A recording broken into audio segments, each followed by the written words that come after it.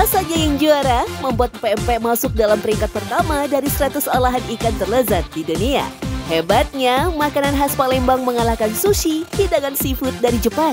Bukan hanya sekedar kudapan biasa, pempek menjadi identitas kuliner khas Palembang, Sumatera Selatan, juga warisan budaya yang kaya sejarah dan tradisi.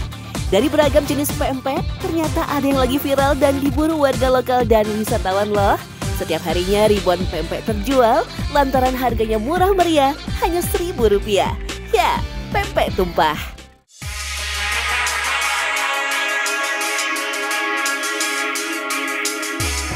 Ciri khasnya itu ada banget Kak, kayak sukanya, terus sama tekstur pempeknya itu beda banget. Di sini harganya lebih murah, enak, banyak pilihan pempeknya. Destinasi kuliner yang berada di Pasar 16 Ilir, Kota Palembang, belakangan semakin hits dan ramai pengunjung. Padahal dulunya pempek di kawasan ini dipandang pempek kelas bawah. Pelanggannya kebanyakan para buruh dan pengunjung pasar. Bahkan tak sedikit orang yang gengsi untuk makan pempek di sini. Kalau dulu kan mungkin agak gengsi ya Mbak ya, kalau mau ke pasar ini. Mungkin karena kehigienisannya atau gimana kan Mbak ya. Tapi kalau sekarang seluruhnya Mbak, seluruh orang tuh pasti belinya ke sini. Sebelum bernama pempek tumpah, awalnya dikenal dengan sebutan pempek kaki lima. Sempat juga disebut pempek seribuan karena dijual seharga Rp1.000 per butirnya. Tahun 2010 lalu, hanya ada 2 orang saja yang berdagang pempek di pinggiran pasar. Sejak awal konsep pempek di kawasan ini memang lesehan dan sederhana. Salah seorang pelopornya diberi julukan Wak Drona. Kini pempek Wak Drona sudah turun-temurun dan dikelola oleh generasi penerusnya. Karena mungkin kelihatan mama tuh lebih tua dari yang lain yang jualan. Jadi dijulukin Wak Drona kayak gitu. Biar gampang mungkin orang nyari di mana pempek Wak Drona. Itu Kak awalnya. Berkat sosial media dan kedatangan artis papan atas, pempek kaki lima mendadak naik kelas dan laku keras. Mulai dari selebritis hingga politikus berburu pempek. Sejak saat itu pula muncul istilah pempek tumpah karena cara para pedagang yang menumpahkan pempek ke lapak hingga bertaburan. Seiring meningkatnya popularitas pempek tumpah, penjualan pun melimpah. Bahkan ada istilah, belum ke Palembang jika tak mencoba pempek tumpah. Harga pempek yang ramah di kantong tentu menimbulkan pertanyaan, kok bisa semurah itu? Bagaimana para pedagang bisa mendapatkan untung ya? Apalagi pempek tumpah tetap menggunakan bahan baku ikan segar dalam pengolahannya. Ternyata kunci harga murah terletak pada harga bahan bakunya. Ikan kakap sebagai bahan utama dengan kualitas biasa seharga Rp30.000 per kilogramnya. Selain itu, ada juga yang menggunakan ikan sarden seharga Rp25.000 per kilogramnya. Tentu saja harga bahan baku jauh lebih murah dibandingkan harga ikan premium. Seperti ikan gabus misalnya yang dijual sekitar Rp80.000 per kilogram dan ikan tenggiri sekitar Rp130.000 per kilogramnya. Memang sih jika dihitung per butirnya, keuntungan para pedagang pempek tumpah tak seberapa. Namun karena penjualan bisa mencapai ribuan butir per harinya, maka pendapatan yang diraih pun tinggi. Walaupun keuntungannya kecil, tapi kita biar masyarakatnya tuh biar ini aja Mbak. Walaupun untung kecil tapi peminatnya banyak. Berbeda dengan pempek tumpah yang masih dinilai sebagai pempek kelas bawah, ada jenis pempek kelas menengah dan juga kelas atas. Pempek kelas menengah dijual hingga belasan ribu rupiah per butirnya, sedangkan pempek kelas atas bisa mencapai puluhan ribu rupiah. Lantas, mengapa fenomena kelas pempek bisa terjadi? Ada perubahan-perubahan ya tentang kualitasnya. Kalau yang memang khusus untuk dikonsumsi kita sendiri atau keluarga, nah, itu bahannya itu pempek itu, sagu itu dicampur dengan ikan, bahan ikan. Ikannya itu ikan belido atau ikan gabus tadi. Itu yang paling bagus kualitasnya. Sehingga pempek ini menjadi mahal karena bahannya juga mahal.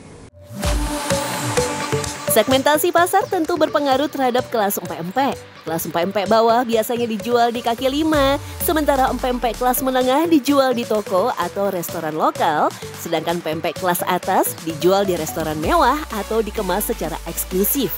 Tak ketinggalan, perbedaan gaya hidup juga berperan terhadap kelas empek-empek. Ada konsumen yang lebih memilih harga murah, tapi rasanya tak kalah dan aspek kenyang. Ada juga konsumen yang memilih empek-empek dengan harga dan kualitas yang seimbang. Sedangkan konsumen kelas atas cenderung mencari pengalaman makan pempek yang berbeda. Jadi tergantung minat bagi yang pembeli. Maka itulah istilahnya ada rupa, ada harga. Nah, jadi yang kualitasnya pempeknya itu kurang bagus, bahannya itu seperti ikan laut misalnya, itu murah dijual itu. Ada juga pempek yang tidak pakai bahan ikan, itu namanya pempek dos, lebih murah lagi biayanya itu.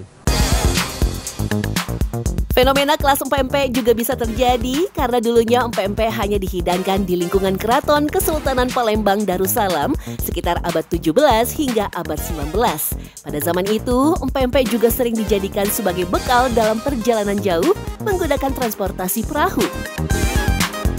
Yang kedua, fungsi pempek pada saat itu untuk suasana bekal dalam suasana perang. Dalam perang melawan VOC, melawan Inggris, kan ada di benteng-benteng atau di pertahanan, basis pertahanan Kesultanan Palembang itu kan jauh-jauh di sepanjang perairan Sungai Musi. Nah, itu untuk bekal untuk kehidupan di sana itu dengan pempek tadi.